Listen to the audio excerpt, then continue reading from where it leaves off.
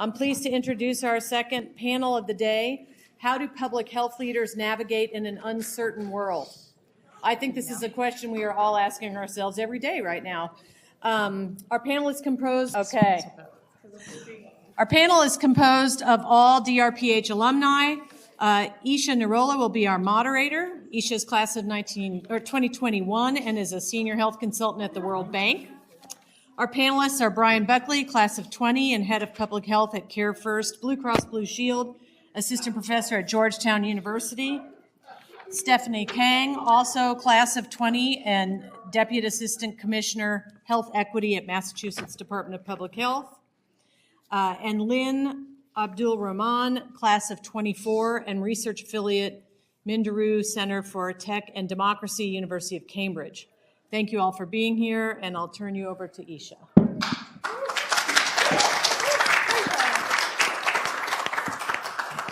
Good afternoon, everyone. Can you hear me? Yes. Okay, and thank you, Ali. I'm so excited to be chatting with some of my fellow DrPHers who all also happen to be very dear friends. And I'd just like to give a little bit of background before we start the panel about the DrPH program, because I know this is an alumni group across many different degrees, but since we're all DrPHers, a little bit about the program is that the DrPH program, it's a multidisciplinary degree that provides advanced education in public health along with mastery of skills in management, leadership, communication, and innovative thinking. Now, while we're not talking about the program here, I figured since we're all DrPHers, I might give you a little background on that. And to kick things off, Bryan, Stephanie, and Lynn, I'd like to ask each of you a question so that you can give some brief background on your work. And Lynn, I'd love to start with you. Lynn, given your background as a diplomat, I would love for you to start off with us with the perspective on what your perspective is on the seismic shift in the political landscape and what that means for the global health and how we can talk about that and have a conversation about that. Thanks, Isha. So just for background, I was a diplomat for the Singapore Foreign Service for 10 years, and I served as third in command in the Singapore embassies in Delhi and Berlin. So this is such a complex question, and coming at the end of such an eventful week of UN high-level week in New York, I think what we saw there is a repudiation of a unipolar world with America at its helm. So I think we're shifting towards a multipolar world, but we're not there yet, and therefore there's friction. So what is the seismic shift that we're seeing, that we're witnessing? It's a drastic cut in development aid, among many other things, by leading donors. So the OECD have said that this year, their members are going to contribute about between 9 to 17% less in ODA, in official development assistance, compared to last year. That's a huge drop of $35 billion.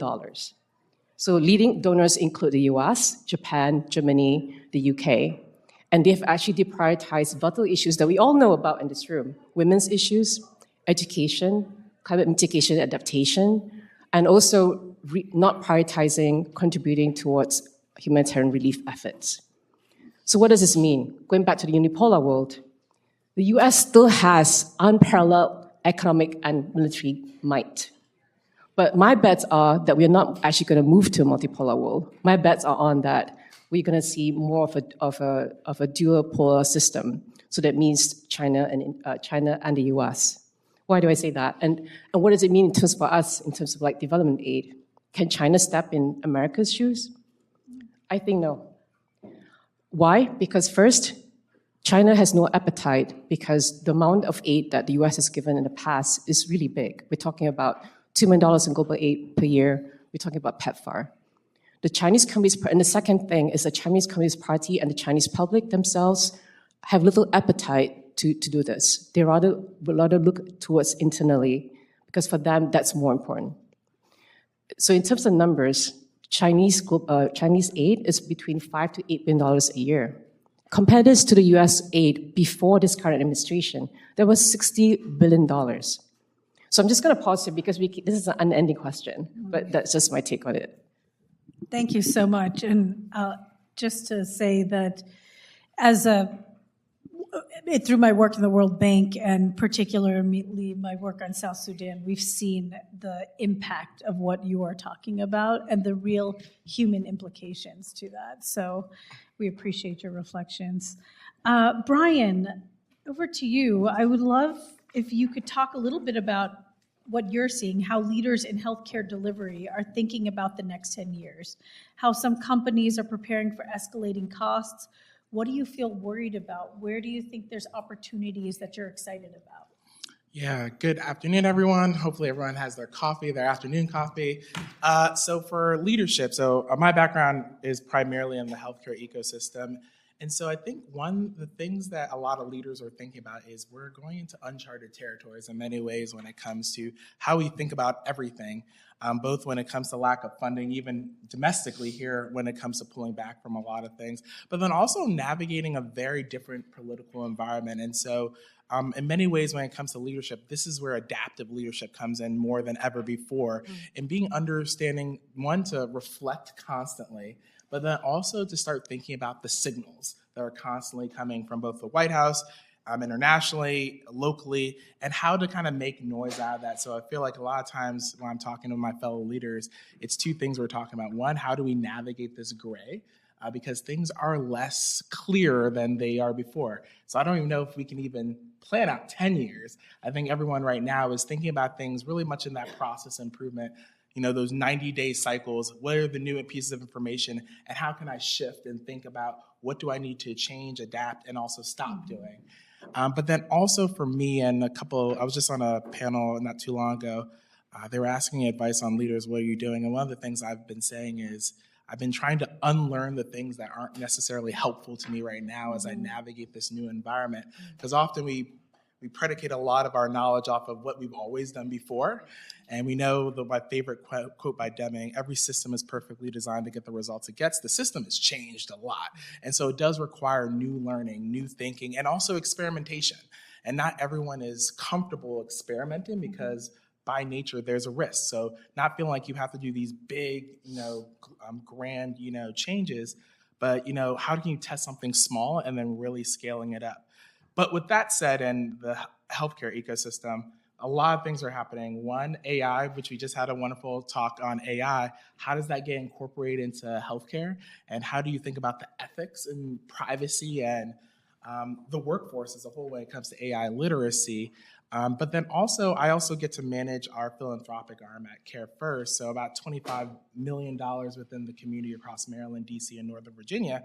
How do we also change the way we've done philanthropy? Often philanthropy was, in many ways, sometimes bridge funding, but how can we also help scale up CBOs to get them to start thinking about AI literacy, get them to start thinking about interoperability, get them to start thinking about coalition grants? Because at the moment, where everyone was kind of doing their own thing, we're seeing the need so much more of partnerships, and I think that's what's giving me hope.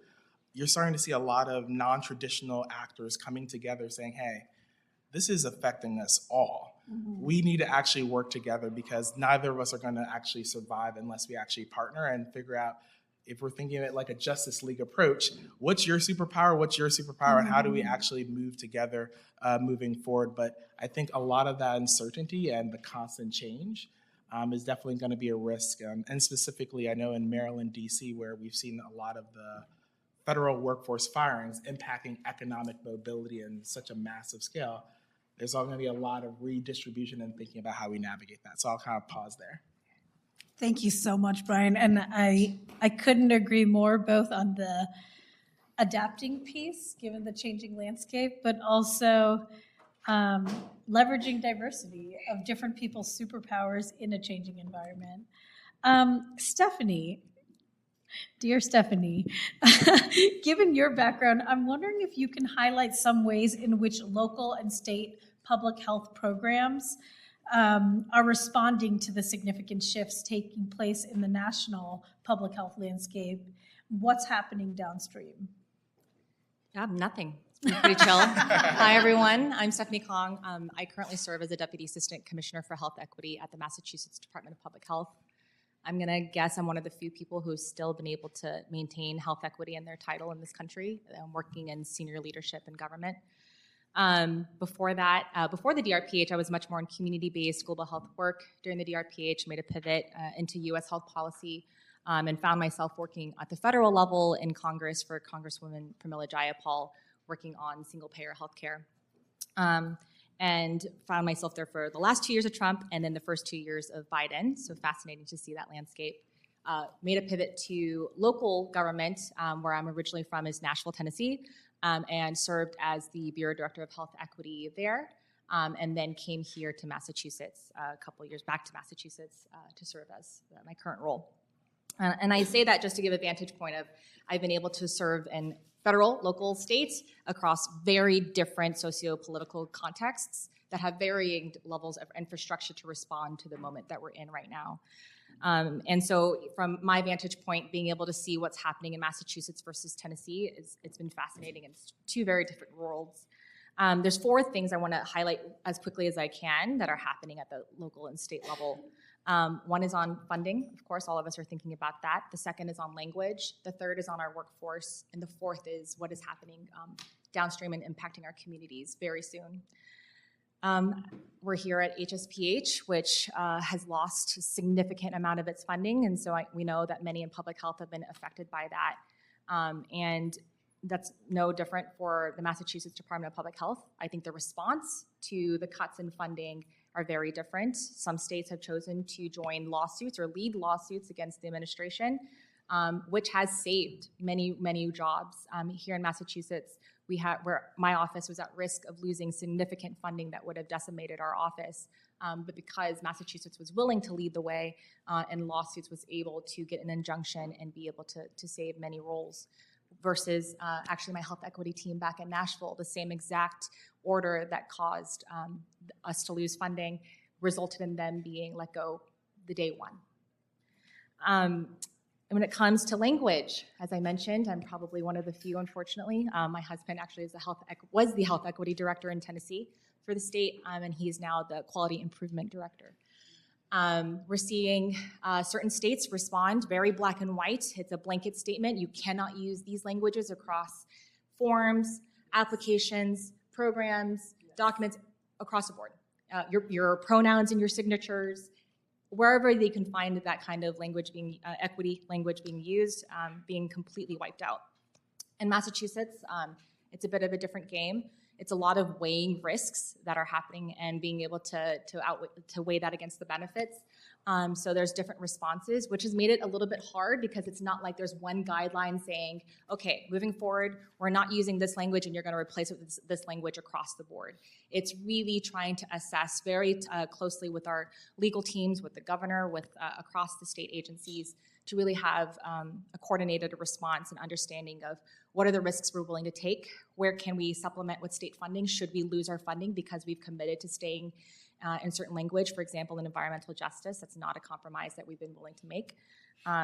And where are the areas where we're gonna have to brace ourselves for a significant loss in funding. Workforce.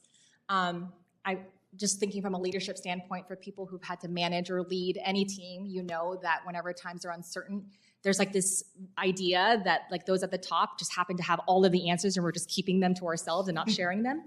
And so that is very exacerbated right now. And I have a lot of staff constantly ask me, well, what's your plan? How are you gonna fund this? What's next? And as if I know. And so it's been a lot of leading through uncertainty and trying to keep our workforce engaged. We still have a mandate on advancing.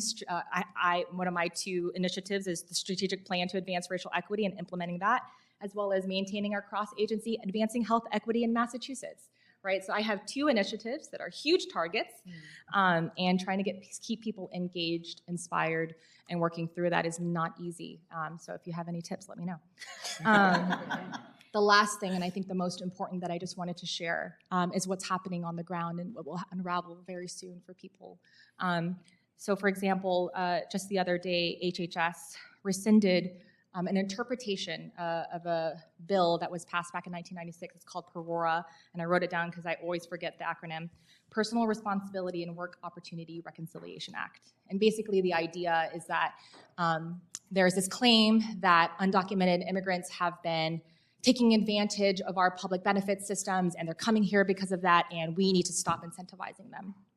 I want to be really clear that the Perora Act actually itself for Medicaid, for Medicare, SNAP, TANF, all of these public benefit programs are not accessible to undocumented immigrants.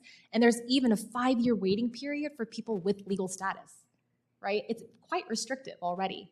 But they've rescinded this interpretation that did allow for some programs to be accessible to undocumented immigrants. And those are newborn screening, that's substance use, that's family planning, that are now going to be, all of these programs are required now to screen for citizenship and status eligibility.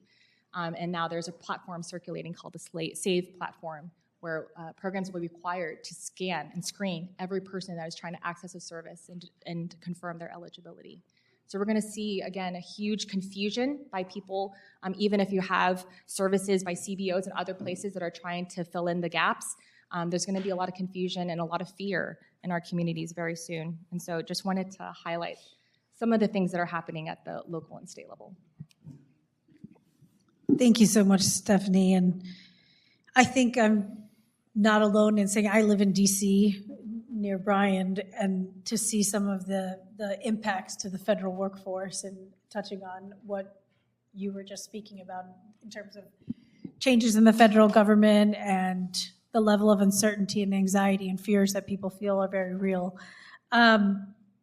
So together in this community, it's an opportunity for us to share ideas. And I like that you were like, give me some tips, guys.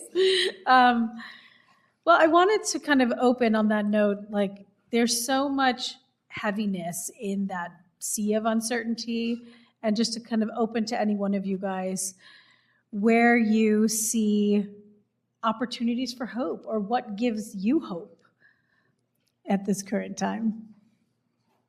You were touching on some of that, Bryan, not to put you on the spot, but. Yeah, well, I think ultimately, one thing that everyone should remember is make sure you really focus on wellness for yourself. It's very hard to pour into other people unless you're taking care of yourself. And on my Georgetown side, I teach med students, and they're feeling this just as much as well, especially new med students that are even questioning, how is this going to look like for me? And so I've always really focused on making sure you find. My wife's a clinical social worker, and so she would always say, what's your dopamine menu? Get your appetizers here, get your main course here, your dessert there. And so I would first start off by that. But then second, I think, is making sure you take care of each other. I think the one most humbling thing, and this has been a tough year for public health. I think we can all just have a moment when it comes to 2025. But one thing that's given me hope is just all the people that checked in on me, and just even if it was like, hey, I was thinking about you, I know it's really rough. And I know because someone invested in that, I've been reaching out to other people hey, I haven't seen you on social for a little bit. I actually had one person come up to me. I think I was telling someone where they were like, hey, Bryan, I've noticed you haven't been posting very often on LinkedIn. Is everything okay? And I was like, whoa. But just those moments is it shows people caring. And so I think make sure you take care of your public health community and make sure that you are checking in with folks.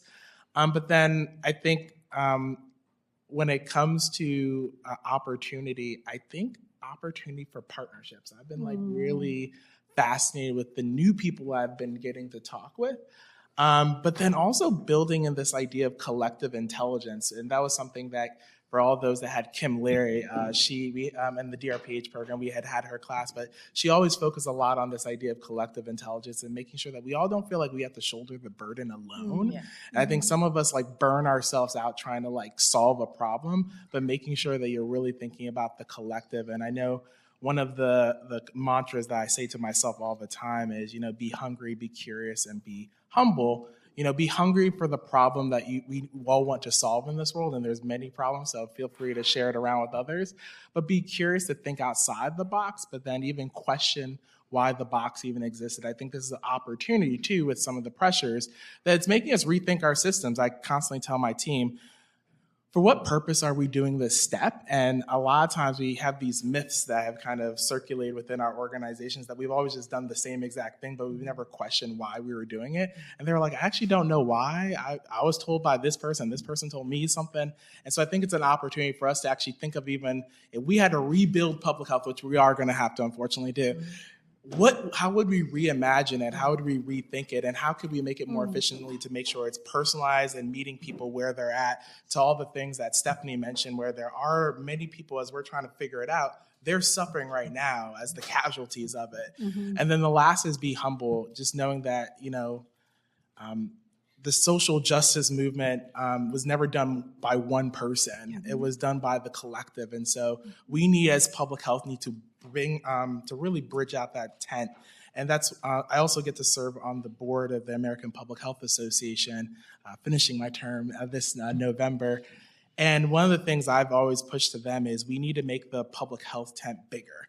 It's not just everyone that has an MPH or a DRPH or a PhD in public health. Everyone is part of public health, and reminding people, no matter what industry that they're in, they contribute to the public health ecosystem and they need to invest in the public health ecosystem. I love that. I honestly am like, go Bryan. Another question for you all. How do you show courage during a time of bullying and information suppression? I can take this one. Okay, let me tell you guys a story. So in 2016, I was a founding member of the Twitter Trust and Safety Council. And then in October 2022, Elon Musk came along. Within a month, it was clear that there was a meteoric rise in hate speech against Black people, people who were non-binary, and Jews. So I couldn't stay on the council in full consciousness. And I was trying to get as many as the council members to resign alongside me. There were 100 of us at the time. In the end, only 3 of us did, 3 women. Elon Musk instigated harassment against us. So his followers gave us doxing threats and death threats. So what I did, one of the first things I did was then to call my family in Singapore and said, this is what's happening. Are you guys okay if I just went ahead and stood my ground? They gave me the blessings. I recognize that it's not something that everybody has in terms of resources, but that was what I had to also lean back on. The other thing I had to was also friends here in the school, also the school itself. Amida Yano is going to come and speak at the next session. She's the director of the Center for Health Communications, and the time's quite new, and I was probably one of the first case studies in terms of like how to help somebody in the state. I think what's really important when you talk about courage is also like to lean. They were talking about like how do we lean and nurture and nourish and help each other when you're under this kind of like attack. I also want to pause here and reflect on what's happened this week. Our school's motto, Harvard's motto, is Veritas. It means truth in Latin.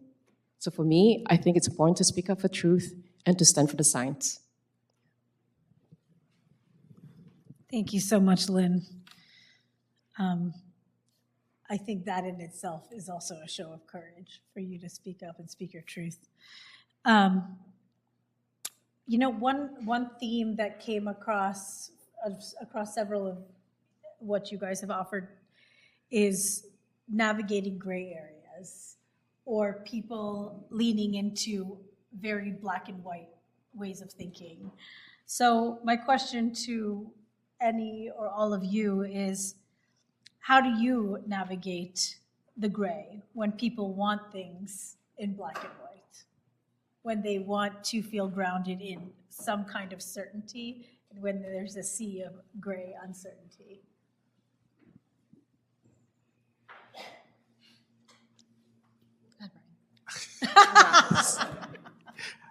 So Stephanie and I are cohort mates, and so I think there's 2 parts to that question. There's one part on how we talk to other people about navigating the gray, and then there's how we navigate the gray. Mm-hmm. And so I think with how we talk with other people and navigating the gray, I think storytelling is actually really powerful. Even the story you just said, I think people have a very hard time, and when I say people, like as we think about macro, the population have a really hard time dealing with a lot of complex concepts. And I think we actually saw this a little bit in COVID-19, where although all of us here are very highly educated, there are a lot of people that don't have those degrees. I remember having like discussions with my mother of like, well, I heard this, and it's like really hard. So a lot of times storytelling, even the thing I used to say about the Justice League and like that allegory, that was what actually got it to click for someone. They're like, oh, you're the first person that just explained to me in like simple terms. Often someone always is like explaining all these complex things when honestly, some people just want the hot pocket. They're not really looking for the full meal of like what you're trying to say. And so being very conscientious of who you're talking to and how you actually engage with them. And sometimes just navigating those stories, I think is a really good way of just like navigating the gray. For myself personally on how I navigate the gray, I think you'll hear this theme over, don't do it alone. There's signals all over, and so sometimes just having conversations with people, and for APHA, they actually created, Dr. Georges Benjamin, he created like a war room. They meet every day for 30 minutes, all of the major public health groups, and just like, hey, what are you hearing? Like, what's happening with you? Oh, who's suing who? And then it's just an exchange of really thinking about, okay, how are we all thinking about this? Hey, we could go with this, but hey, the Beaumont Foundation, do you want to go with this first instead of APHA doing it? And so really leaning on people like, hey, where can I lead? Where can I support? And where can I partner? And I think that's another way of how we navigate the gray. But then that's also, I always remind people, that is part of leadership, navigating the gray. I remember Howard Koh when we had his, I think it was our first class, our leadership class, and he was talking about the struggles of navigating all the uncertainties. And so I think I always remind people when they're thinking about leadership, it's leadership by nature, no matter what your title is. It's about building coalitions and reminding yourself it's not about the title. You don't have to be the CEO. You don't have to be the CEO. It's really leading from where you are and within your influence that's really important. And so I think that is part of really the navigating the gray. On to you, Stephanie. I was ready.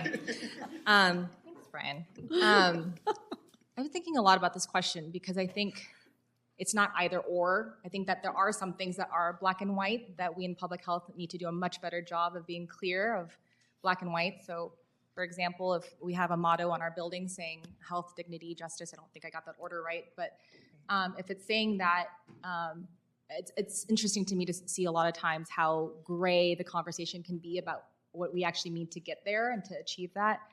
I find that it's often very black and white in public health around the political feasibility of our ideas, around if it's popular enough, if it's there's enough data on it, and of course all those things matter. But I think public health as a field being much more comfortable getting into that gray, and that gray means messy, right? Not knowing the answers and being able to be very clear that we don't, and that our systems as they currently exist are the reasons why we are here today. It's not just because there was this outside force that happened and they overtook everything and it's just their agenda. Our systems, when we talked about, we talked about all the time in COVID times, like there's a lack of trust in our system, so we had to rely and find trusted messengers in our communities. But what did that actually mean then about the systems that we couldn't even leverage those, and we had to find people in communities to be able to actually build trust, right? And so I think in public health, if we can just be a lot more honest and reckoning around the ways that we ourselves and our systems and what we've defined, and Bryan, you mentioned like, what is this really serving? If we can be clear about that. And also, I don't know, I just find in public health, when I think of black and white, the comment that I think of the most is when people say, well, public health shouldn't be political. This is not political. And I think the times have clearly shown us it is inescapably political. It is inherently, inextricably political. Justice and the definition of the word is political. And if that's so, then what does that mean in terms of the ways that we are training our future students or future professionals, ways that we're making decisions, and the ways that we engage in these conversations? I think public health itself has to enter into a gray area and really reflect on what are the ways that we have defined public health. How do we ensure we're including, people who are less traditionally public health, but also really reckon with the ways. I hope that in this moment, and you asked us earlier about opportunities for hope, I haven't seen much that's giving me like big hope right now. If y'all have it, please let me know. Of course, small pockets of hope, absolutely. My family, my community, my dog, yes. But in terms of like opportunities for hope, that's what I'm really looking towards people in this room and in public health for. I hope we can move past just protecting what we've created and really questioning, like, what did we create? Who was it leaving behind?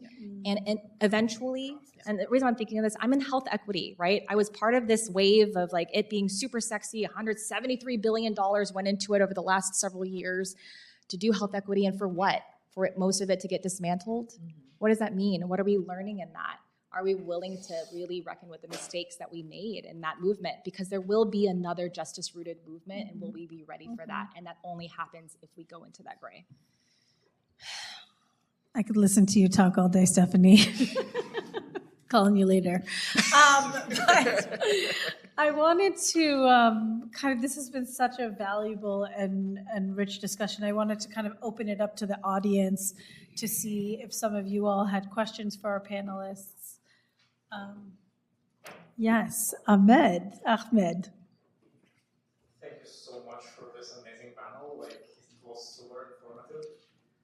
For me, I'm like graduating like in 2 months, and I came to the school during the public health field with a lot of ambition and values to serve the community and to help make the world healthier.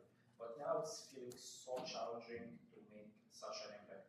So, what is your advice for fresh grads or students who are coming to the job market that is very tough, limited funding, even if we can get back some jobs that not make the impact we want? Well, I think that's You a got big this, one. Bryan.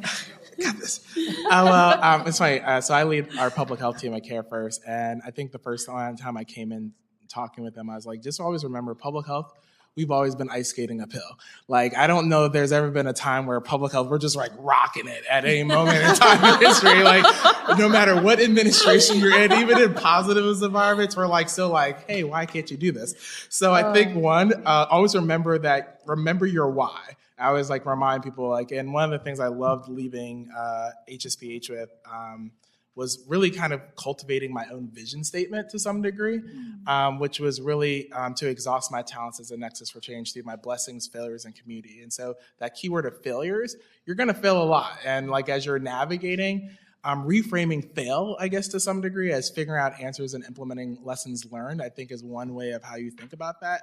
But then also to take advantage of the full social capital of the school. Yeah. Like, we have alumni everywhere. So you being here right now, capitalize on the amazing community that you're a part of, even if it's via LinkedIn. And I know, like, a plug to the Office of Alumni Affairs, they can connect you to a lot of different resources. So I think as you're navigating, do informational interviews, but then use those opportunities to learn. I always tell my students, the cost of life tuition is really expensive, so learn from others that have made a lot of mistakes, and that can help you kind of navigate and get that first thing, but also don't feel like you have to have the perfect thing. I still tell my students I'm still trying to figure out when I grow up what I want to be when I grow up, and so like don't feel too stuck on that, but always remember kind of the why and what's the problem you're trying to solve so you can bring your whole self to trying to solve that problem. Just want to add really quickly to that too. It must be a really weird time to be a student and be graduating, and I can't imagine the pressure that it feels at this moment. I think that all of us, regardless if you're graduating or are in the field, have to really assess what we're capable of doing in this moment and stretching ourselves in that. And I think, all of us have different levels of privilege. If you have enough privilege to be able to perhaps take a role that isn't going to be as lucrative, such as consulting or private sector, and you want to be in this space, but you can do it. I mean, I think at DPH and the Department of Public Health and Government, I can only think of maybe 2 others from HSPH there, and that actually have like public health degrees. Most of us don't end up in government. So I invite that. There are still opportunities out there that people are posting for the funding that we do have. There's also a lot of fellowships coming up right now in response to the moment. There's a lot of foundations that are really recognizing that we really have to show up in this moment differently and are asking for people who are curious about creating that next step, right? So not just how do we mitigate the harms of now, but really come up with the bold proposals for what's next. And so definitely look out for those fellowships and spaces. And for all of us, I think, I invite everybody, if I could get everybody to work in government with me, I feel like that would be, my life would be a lot easier. So that's just my invitation to check that out. And just to build on what Stephanie and Brian said too, I think not just for those who are graduating and entering the workforce, those of us who are actually already in the workforce or have been affected by the federal agencies' layoffs or by the dismantling of U.S. aid, there's wisdom collectively in this room. I would really encourage, like, how do we start a conversation with all of us here? What do we do about the situation right now, and how can we leverage on each other in this way? So for me, I invite you, if you're in DC, I have a gathering on Friday, the 3rd of October. Come see me afterwards. You're welcome to come to my home. And what we do is very practical work where we help put people together to network, to find new jobs. Also, like nonprofits who need to like pool resources. So let's say you have an office in Addis Ababa and I want to be in Nairobi. How do we pool resources in this time of need? How do we do restructuring and talking about that? So these are very practical ways to kind of also look at what's happening right now. And it's really short term. But what I also want to say too is that we need to rethink and reimagine how we look at global health. And I think it's so important to do it, and the time has never been more urgent. I think we have time for one more quick question. You get to choose. Oh, gosh. Who's your favorite? I feel like I should diversify the room. Yes. I'm looking at you, Taha. Can I go on this side? But you know it's all love. I'm sorry. Oh, yeah. Justin. Is it Justin? Justin, yeah. Justin. Thanks for this really wonderful panel. My name is Justin Smith. I am a current third-year DrPH student. I'm wondering how you think that we in public health should think about the question of restoring and building trust, particularly in a moment where a lot of the mistrust of public health is actually coming from within public health institutions themselves. So how do you think about that in that sort of complex way? I'd love to. Okay. You got it. Two things I'll say, and it's from conversations I was having literally with some of my colleagues right before this. One is, I think if we can be really clear of the problems that we see in front of us and not for a minute try to say, well, it's not that bad, or, at least we're doing this. I think if we can be really honest with how bad things are right now and be transparent about that so that we can diagnose the issues and actually come up with solutions that match the intensity of the moment, I think that alone, just not trying to pretend that it's not that bad. Because I was talking with one of my colleagues earlier saying that when she started working in government, one of the first things she was told was lower your standard. You can't do that. You can't accomplish that here. It's too bureaucratic. We can't do that. Even if it was a really reasonable thing about delivering services for people. And if we keep doing that, we will never, ever build trust. Why does the standard, we're not clear about when you lower your standard, people are harmed, right? And so unless our institutions culturally change its standard and we're not more clear and honest about what we are trying to achieve, that's the only way I can see us being able to actually repair the damage that's been done. And then I'll try to be short, so maybe get one more in the middle here. I think often we hear the word trust a lot, and I always remind people trust is the outcome at the end of it, and we need to really think about the trustworthy processes that we're actually doing, going off of Stephanie's point. Because to some degree, if we're trying to get this trust, there's clearly a reason why the trust isn't there. And so for a quick reference, AAMC, they did a really cool study around trustworthiness and their trustworthiness toolkit to really start talking about how are we actually thinking about trustworthy as a process measure, not just the outcome, because often we're just trying to say, are we getting trust, are we not getting trust, but not thinking about the ways we have to actually change ourselves and actually making sure that people feel that they can trust us. So maybe one more. I mean, I'm getting indications that we can't even do one more because we have 30 seconds. So, but what I will say is, I just want to thank you all. I want to give a huge thanks to our panelists for being with us here today. I know for me, being here this weekend, part of the wellness, the dopamine menu, was being in community. Especially this HSPH community. I can't underscore how valuable the connections we make here will sustain you as you continue on your public health career journey. So I know I've leaned on all three of these people over the last few years since I've graduated myself.